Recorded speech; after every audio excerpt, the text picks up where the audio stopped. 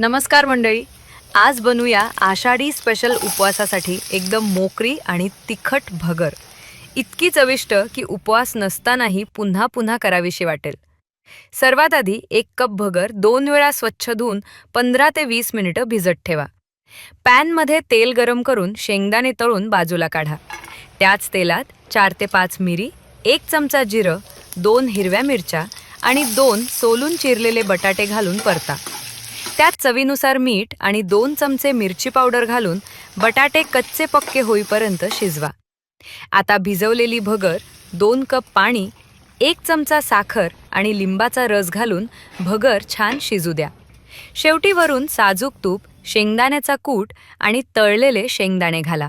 बस, मोकळी, सुगंधी आणि एकदम टेस्टी तिखट भगर तयार.